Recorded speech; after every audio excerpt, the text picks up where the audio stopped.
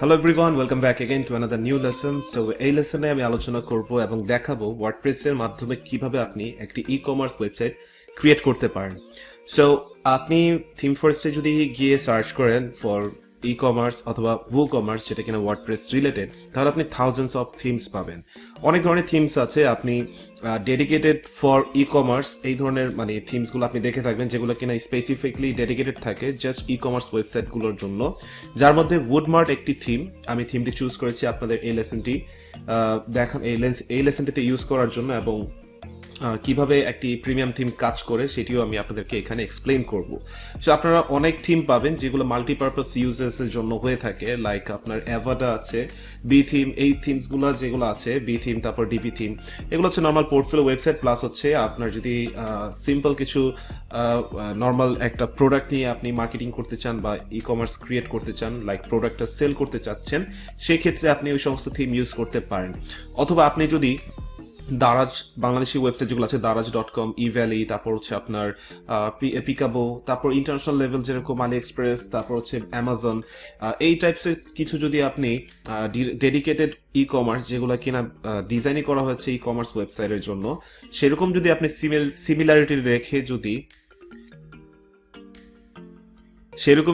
Similarity রেখে আপনার ওয়েবসাইটটি ডিজাইন করতে চান, তাহলে আপনাকে ওয়ার্ডপ্রেসের ডেডিকেটেড যে ই কমার্সের থিমগুলো আছে সেই থিমগুলোর মধ্যে আপনার একটি থিম ইউজ করতে হবে। সো আমি বেসিক্যালি এই লেসনটিতে উডমার্ট নামে যে থিমটি আছে সেটি আমি ইউজ করেছি।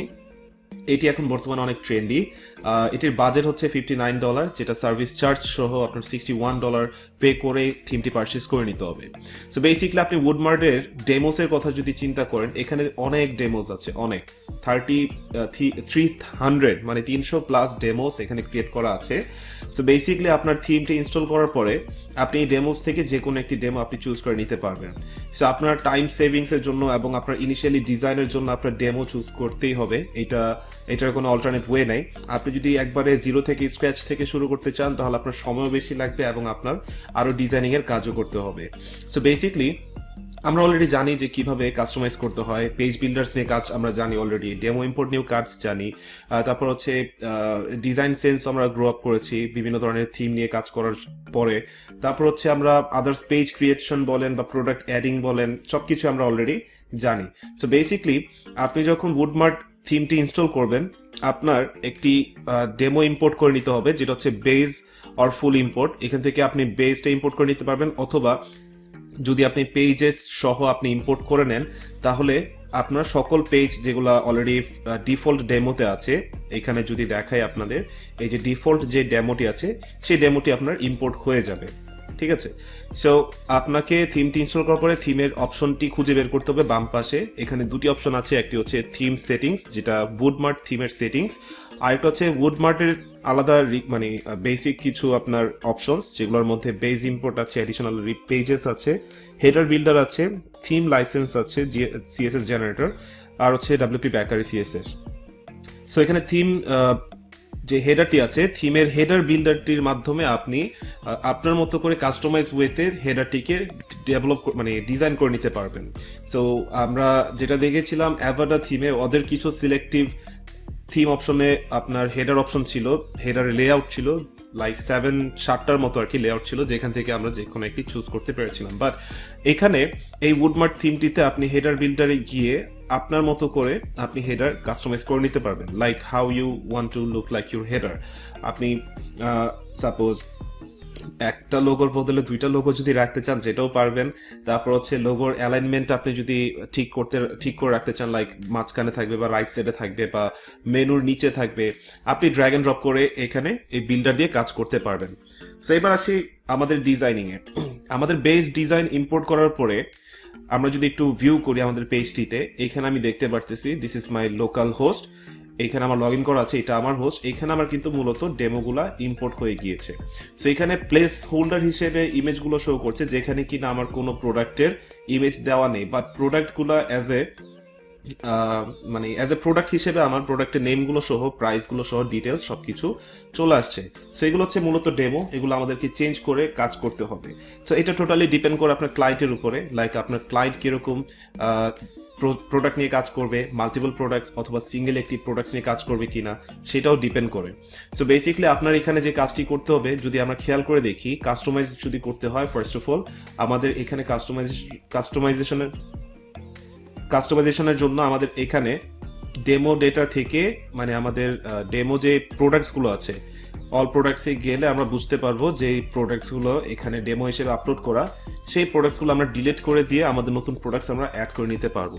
সো আপনারা অলরেডি আমার প্রিভিয়াস লেসনে আপনারা WooCommerce যে প্লাগইনটি ছিল সেখানে আপনারা জানতে পেরেছেন যে প্রোডাক্ট কিভাবে মানে কাজ করে বা প্রোডাক্ট নিয়ে কিভাবে কাজ করতে হয়, অ্যাকচুয়ালি প্রোডাক্ট আপলোড করবেন কিভাবে, নতুন প্রোডাক্ট অ্যাড করবেন কিভাবে, এই জিনিসগুলো আপনাদের সাথে শেয়ার করেছি, আপনারা অলরেডি জেনে নিয়েছেন।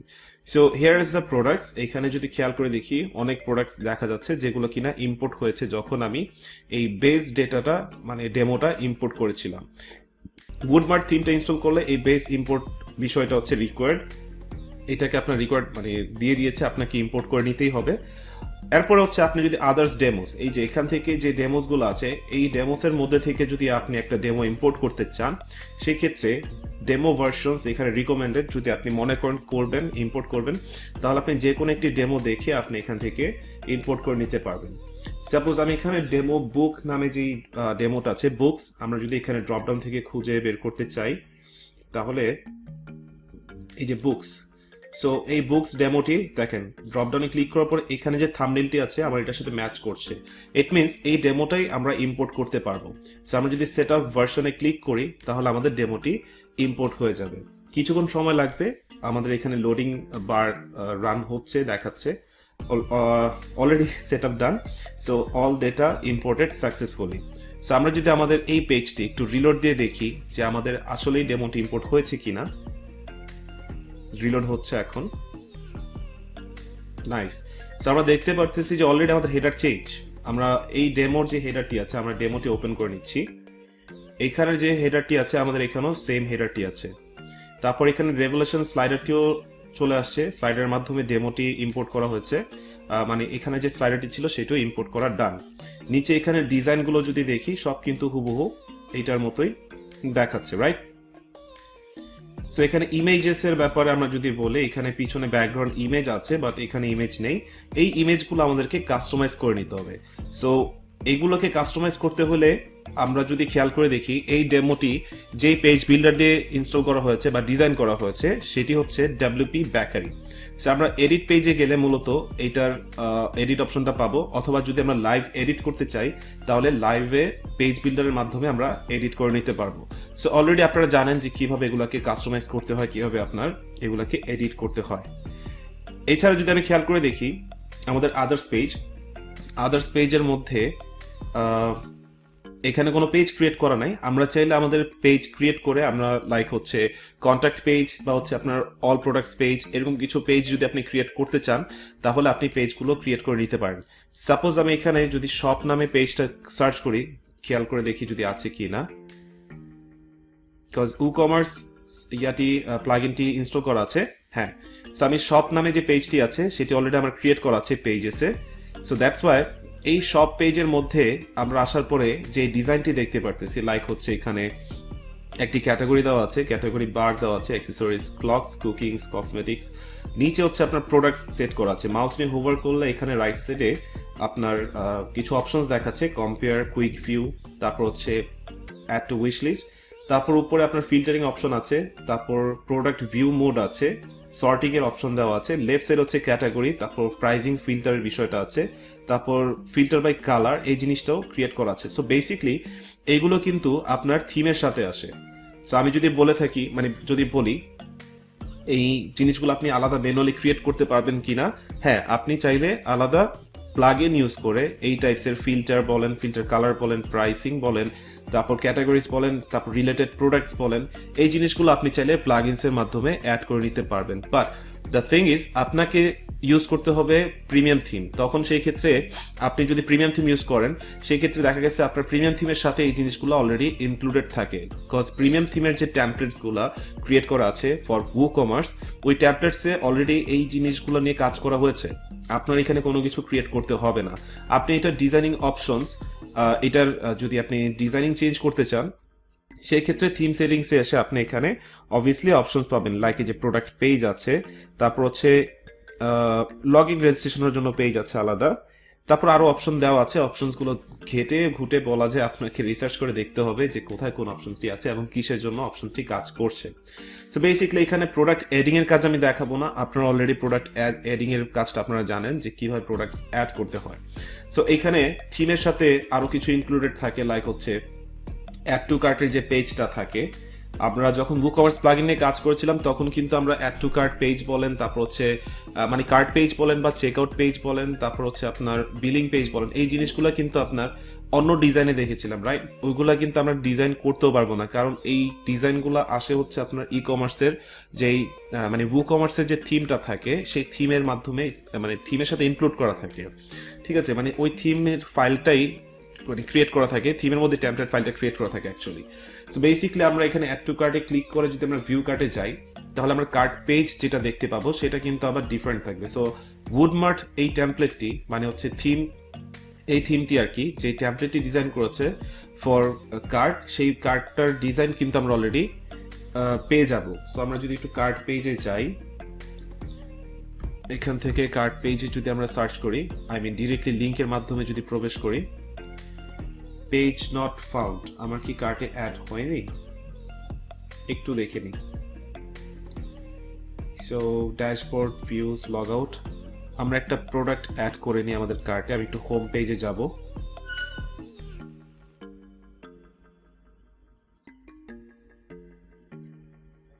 সো এখান থেকে আমরা একটি প্রোডাক্ট অ্যাড করে নেই। সাপোজ এই প্রোডাক্টটি আমি ক্লিক করব, অ্যাড টু কার্ট।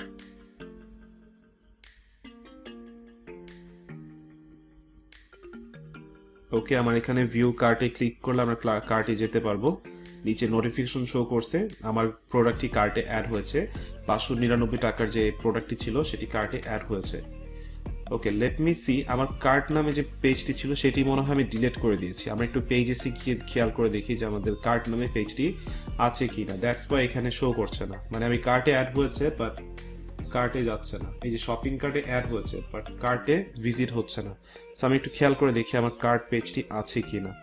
আমি একটু সার্চ করবো এখানে, বিকজ অনেকগুলো পেজ আছে, 119টা আইটেমস আছে, যেখানে আমি ডেমো যখন ইম্পোর্ট করছি তখন এটা শো করছে। ওকে, আমরা কার্ট নামে কোনো পেজ পাচ্ছি না। সো বেসিকলি আমি লাস্ট লেসনে একটু ওলট পালট হয়েছিল জিনিসগুলো, আমি একটু ফিক্স করে নিয়ে আপনারাও দেখে নিতে পারেন যে কিভাবে আমাদের মিসিং কার্ট পেজটা অ্যাড করে নিতে পারি। সো আমি একটু সেটিংসে গিয়ে খেয়াল করে দেখি আমাদের কার্ট পেজটা সেট করা আছে কিনা। অ্যান্ড আমি একটু পেজেসে গিয়ে নতুন একটি পেজ ক্রিয়েট করব কার্ট নামে।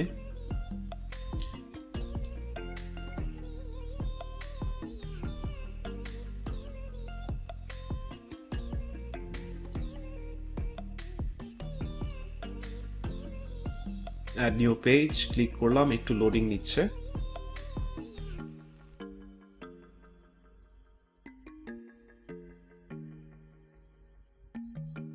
সো আমি এখানে কার্ট নামে পেজটি ক্রিয়েট করি, একটু বড় হাতে লিখি কার্ট।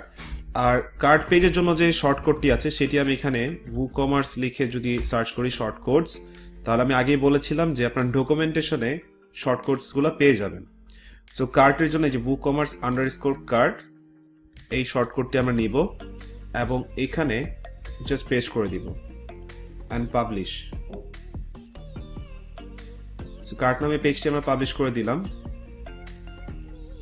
এরপর আমরা জেনারেল সেটিংসে এসে এখানে আমাদের পেজেসের জন্য একটু সার্চ করতে হবে, সেই অপশনসটি মেবি প্রোডাক্টসে আছে।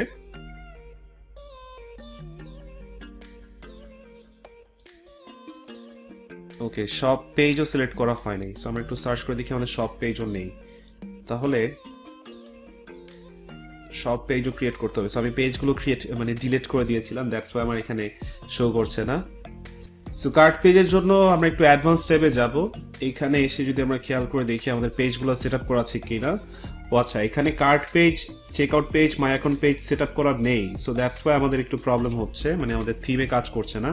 সো আমি এখানে কার্ট পেজটি সেট করে দিচ্ছি। আর চেকআউট পেজের যদি খেয়াল করে দেখি, চেকআউট পেজ ক্রিয়েট করা নেই, তাহলে আমাদের checkout my account I guess নেই। ওকে, সো আমাদের মাই অ্যাকাউন্ট আর চেকআউট পেজ দুটি আমাদের ক্রিয়েট করতে হবে। সো আমি অ্যাড নিউ পেজে আবার ক্লিক করব অ্যান্ড শর্টকাট থেকে মাই অ্যাকাউন্ট সে শর্টকাট আছে মাই অ্যাকাউন্ট পেজের জন্য, সেটি আমি সেট করে দিব। সো বিশেষ করে চেকআউট পেজ আর হচ্ছে মাই অ্যাকাউন্ট পেজ, দুইটা পেজ লাগবে, আর হচ্ছে একটি শপ পেজ লাগবে।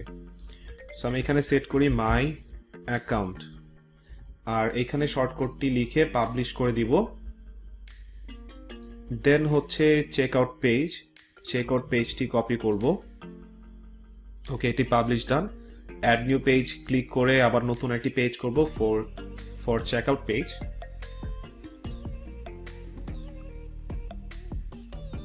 So it's loading.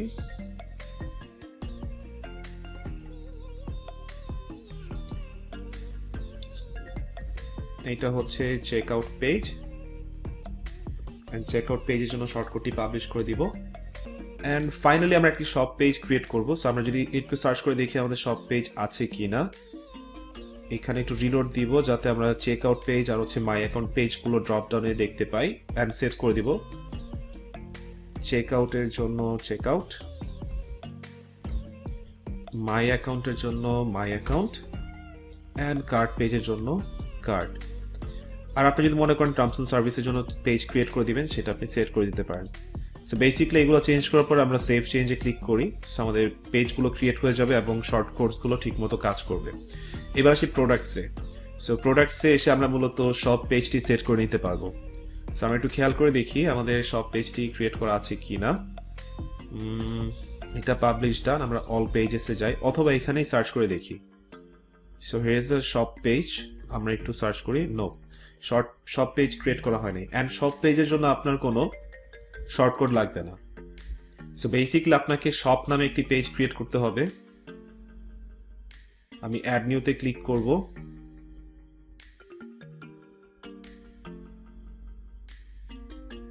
And shop নামে যে পেজটি আছে সেই শপ পেজটি ক্রিয়েট করে ফেলবো। সো বেসিক্যালি এখানে আমাদের কোনো শর্টকাট লাগবে না, আমরা এটাকে পাবলিশ করে দিচ্ছি।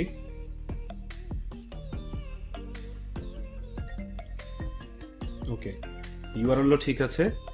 সো আমরা এখানে এসে একটু রিলোড দিয়ে শপ পেজটাকে আবার সার্চ করব, দেন আমরা পেজটিকে সেট করে দিব। ওকে, এখানে এসে আমরা একটু লিখি শপ, হ্যাঁ শপ পেজটি পেয়েছে, and after that save change করব। সো আমি এখানে একটু এই ট্যাবগুলো কেটে দিচ্ছি, আমাদের লাগতেছে না, আমরা এই পেজে একটু থাকি। এইখানে এসে আমরা একটু রিলোড দিই ওয়েবসাইটটি, কারণ আমরা পেজগুলো আপডেট করেছি।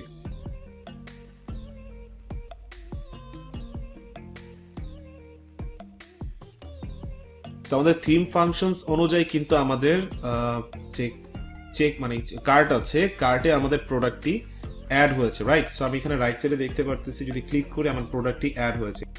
সো এবার যদি আমি ভিউ কার্টে ক্লিক করে দেখি যে আমার কার্ট পেজটি শো করছে কিনা, হ্যাঁ, সো এবার আমি দেখতে পারতেছি আমার কার্ট পেজটি শো করছে খুব সুন্দর মতো। অ্যান্ড অলসো আমরা যদি প্রসিড টু চেক আউটে ক্লিক করি তাহলে আমরা দেখতে পাবো যে চেক আউট পেজটিও সুন্দর মতো শো করছে। সো এখানে আমার অলরেডি অ্যাডমিন লগ ইন করা থাকাতে আমার নাম টাম সব কিছু নিয়ে নিয়েছে, আমার কান্ট্রি এগুলো নিয়ে নিয়েছে, স্ট্রিট অ্যাড্রেস সব কিছু নিয়ে নিয়েছে। সো আমরা যদি প্লেস অর্ডারে ক্লিক করি তাহলে পে উইথ ক্যাশ আপন ডেলিভারি, এটির মাধ্যমে আমরা প্লেস অর্ডারটি করতে পারবো। সো মূলত আপনার ই কমার্স ফাংশনালিটির জন্য আপনার দরকার হবে একটি থিম, যেটি কিনা হচ্ছে WooCommerce-এর থিম, যেটা টোটালি ডেডিকেটেড থাকে for e commerce projects, e commerce ওয়েবসাইটের জন্য। So that's it for now. Hopefully আপনারা আরও কিছু জানতে পারবেন, আপনারা কানেক্টেড থাকেন কোর্সের সাথে, আমার সাথে, সিক্রেট গ্রুপের সাথে। আপনাদের যদি আরও কোনো কনফিউশন থাকে, আর যদি কোয়েশ্চেন্স থাকে, অবভিয়াসলি আস্ক করবেন, আমি আরও ডিটেলস আলোচনা করতে পছন্দ করবো আপনাদের সাথে। So thank you so much লেসনটি দেখার জন্য। নেক্সট লেসনে আমি দেখাবো বিকাশ পেমেন্ট বা বাংলাদেশে যে লোকাল পেমেন্ট আছে সেগুলো নিয়ে কীভাবে কাজ করা যায়। ধন্যবাদ সবাইকে লেসনটি দেখার জন্য।